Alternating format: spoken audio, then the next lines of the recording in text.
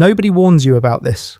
The moment your bank account changes, people change. Not a little, not slightly, completely. The same person, the same face, the same name, but suddenly, the world treats you like a different human being. And what's crazy? Nobody talks about it. Nobody admits it. But every single person watching this right now has already felt it. Stay with me. Because what I'm about to show you will make you see money and people in a completely different way. Today, we're going through every level of income: broke, struggling, middle class, upper middle, rich, and the elite. And at each level, we're going to show you exactly how society treats you, how banks treat you, how your family treats you, how strangers treat you, how the system treats you. And here's the truth that most people aren't ready to hear. It's not just about money. It's about how money changes human behavior around you. It's about psychology. It's about power. And it's about something that happens at the top level that almost nobody talks about. Wait until you see what happens when you cross $100,000 a year. That part shocked even me. Let's go. Level 1, broke. Survival mode. You wake up on a Tuesday morning, you check your phone. Your bank account says $12.47, not $12,000, not $1,200, $12.47. And the rent is due in 4 days. This is level 1. And if you've ever been here, even for a moment, you know the feeling. That pit in your stomach. That constant low-level panic that never completely goes away. But here's what nobody tells you about being broke. It's not just the money that's painful. It's the way people look at you. Or more accurately, the way they stop looking at you. You walk into a store, you're browsing. A sales associate walks up to someone next to you first. Someone who looks more put together, more polished. You get to them eventually. Maybe. But that split-second decision they made, you felt it. You always feel it. You go to the bank. You need help. You need to understand your options. And the banker, they're not rude exactly, but they're not engaged either. They answer your questions. Minimum effort, minimum eye contact. Because your account has minimum balance. At this level, the system doesn't just ignore you. It's designed to punish you. Overdraft fees. Payday loans at 400% interest. Security deposits you can't afford. Credit scores that tank because you can't pay a medical bill from 3 years ago. You're not just poor, you're trapped in a loop where being poor makes you more poor. And your social world, it shrinks. You stop going out because you can't split the check. You decline invitations because you can't explain why you can't come. You lie, small lies. I'm busy that night. I have something going on. Because the truth, I literally cannot afford to eat at that restaurant, feels too heavy to say out loud. Poverty is not just a lack of money, it's a lack of options, a lack of dignity, and a silence that slowly swallows you whole. But here's what's powerful about this level, and I mean this. The people who survive level 1, who crawl out of it, they develop something that money can never buy. Resilience, resourcefulness, a hunger that people who were handed everything will never understand. Remember that. We're going to come back to it. Level 2, low income. The invisible struggle. Now let's move up. You've got a job, maybe 2. You're making $25,000 to $40,000 a year. In America, that's what we call getting by. But getting by is not the same as living. You cover your rent, you cover your groceries. Maybe you have a car with a payment that makes you nervous every month. And if something breaks, your car, your phone, a tooth, you're in trouble. Because there's no cushion, there's no buffer, there is no plan B. And society? Society sees you as invisible. You're not struggling enough to get sympathy. You're not successful enough to get respect. You exist in this grey zone where nobody notices you, where politicians talk about working Americans but pass policies that don't actually help you, where companies charge you more because they know you'll pay it because you don't have a choice. Here's something wild. Studies show that low-income Americans actually pay more per unit for basic things than wealthy people. They pay more per square foot in rent. They pay higher interest rates on car loans. They pay more for insurance. The system literally charges you more for having less. And at this level, your relationships start to show cracks. Your family might still love you, but there's pressure, silent pressure. When are you going to get a better job? When are you going to buy a house? When are you going to figure it out? And even when no one says it, you feel it. You're working so hard and nobody sees it, and that invisibility, it's exhausting. But something is about to change, because the next level, the middle class, is where things get really complicated. Level 3, middle class. The comfortable trap. Welcome to the American dream. You've made it. $60,000 to $100,000 a year. You have a house, or you're working toward one. You have a 401k, you have health insurance, you go on vacation once a year, you post pictures, it looks good. And honestly, people treat you better here. Banks return your calls, customer service is polite, you get pre-approved for things, you exist visibly in the world. But here's the trap that nobody warned you about. The middle class is the most financially dangerous place to be in America, and I'm dead serious about this, because at this level, you make just enough to not qualify for assistance, but not enough to actually build real wealth.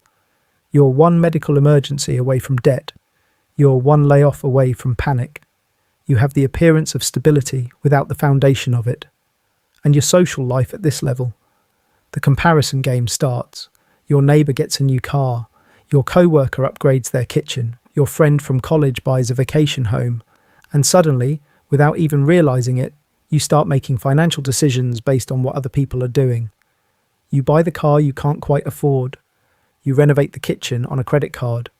You say yes to the vacation you should have said no to. Economists call this keeping up with the Joneses.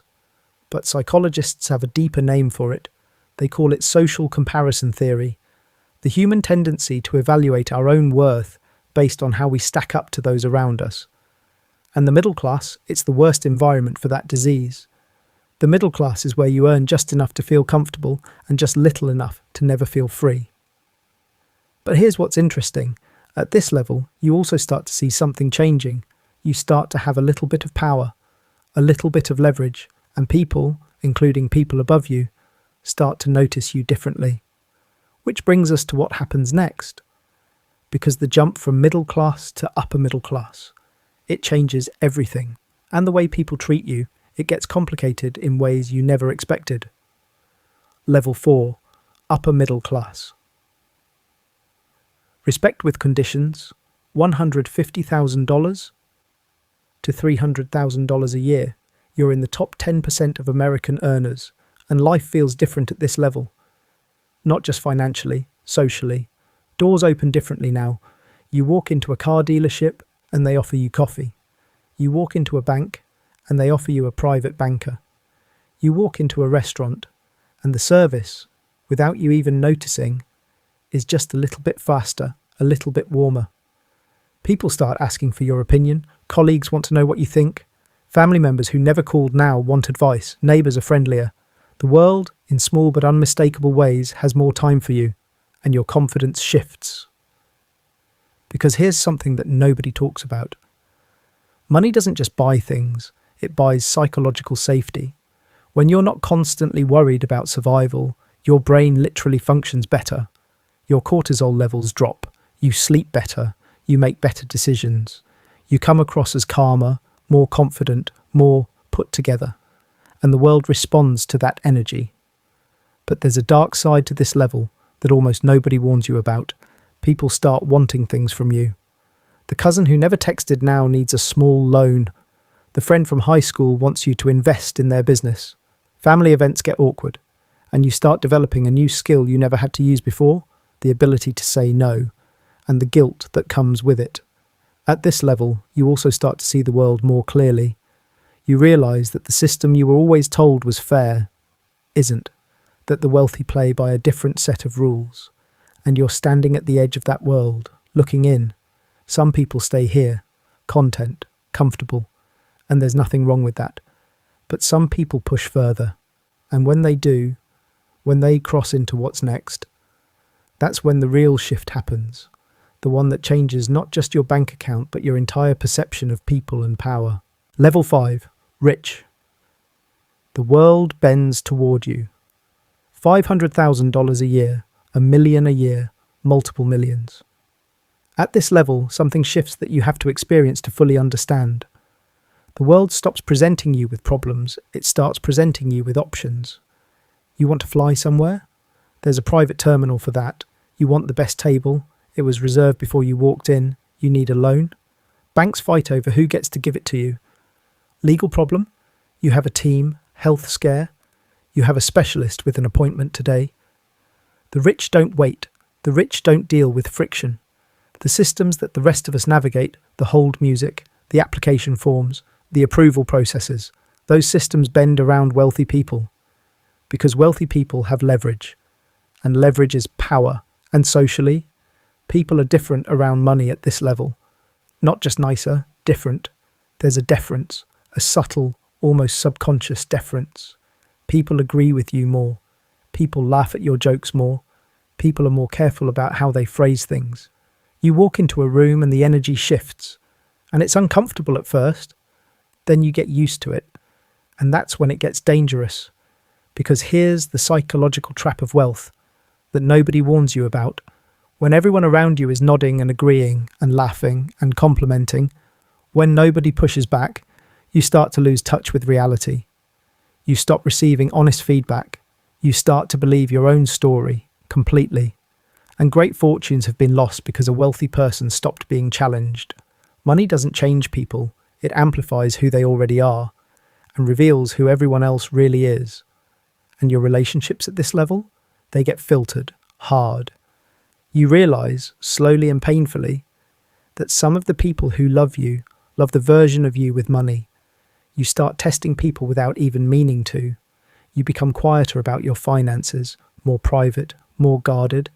And then there are the genuinely lonely rich people who have everything, every comfort, every option, every luxury, and still feel something is missing. Because the human need for authentic connection doesn't care about your net worth. But all of this is still just level 5.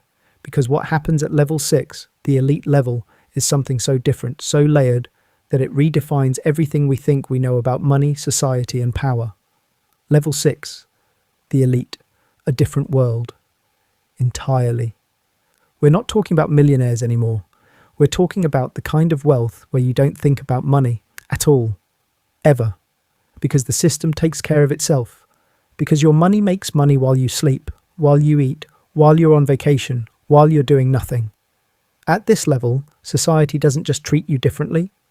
Society is shaped by you. The elite don't apply for loans. Banks call them. They don't hire lawyers. They have legal teams on retainer.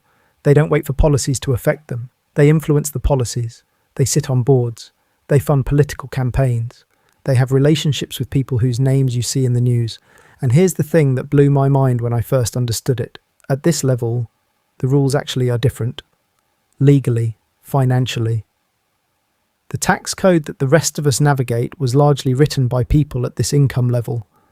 With this income level in mind, carried interest, capital gains rates, trusts, foundations, strategies that are completely legal and completely inaccessible to anyone without the infrastructure to use them. The rich pay taxes, the elite manage them.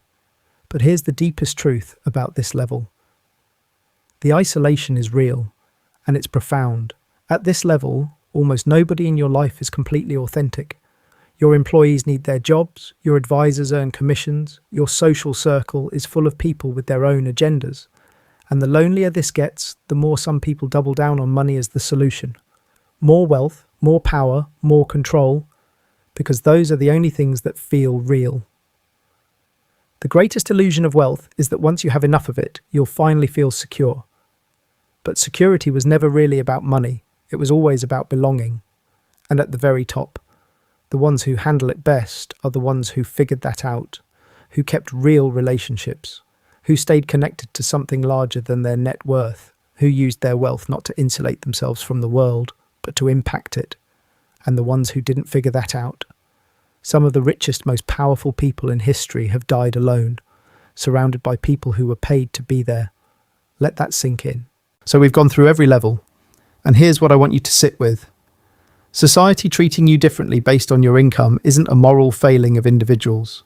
It's a structural truth of how human beings and systems organise around resources. But knowing that, really understanding it gives you something powerful. It gives you clarity. When that banker didn't make eye contact with you at $12 in your account, that wasn't about you. It was about a system. When people suddenly appeared in your life when your income rose, that's not love. That's proximity to resources. And when you reach the top and feel that strange isolation, that's not a personal failure. That's the cost of playing a game where the scoreboard was never designed with human connection in mind. Here's what matters. Here's what actually matters. Every single level of income has a lesson inside of it. Broke teaches you resilience. Low income teaches you resourcefulness. Middle class teaches you discipline. Upper middle teaches you boundaries. Rich teaches you discernment. Elite teaches you that the whole thing was never really about money. The people who win, genuinely win, not just financially, are the ones who learn the lesson of each level without losing themselves in it.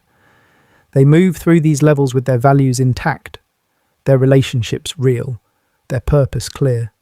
Because at the end of the day, and I really mean this, the wealthiest person in any room isn't the one with the most money. It's the one who has the most choices, the most freedom, the most authentic connection to the life they're actually living. That's the level most people never reach, regardless of their income. So let me ask you something. Right now, in this moment, which level are you at? Not just financially, emotionally. Are you surviving? Are you grinding? Are you comfortable but quietly anxious? Are you successful but starting to feel the weight of what that success costs? Whatever your answer is, you're not alone. Millions of Americans are at every one of these levels right now, feeling exactly what you're feeling. And the fact that you're here, watching this, thinking about this, that already puts you ahead. Because most people never even question the game. They just play it, unconsciously, reactively, without understanding the rules. You're starting to understand the rules, and that changes everything. If this video gave you something, a new perspective, a moment of recognition, something you're going to think about later, hit that like button. It genuinely helps more people find this content, and subscribe if you want to keep going deeper, because we're just getting started. I'll see you in the next one.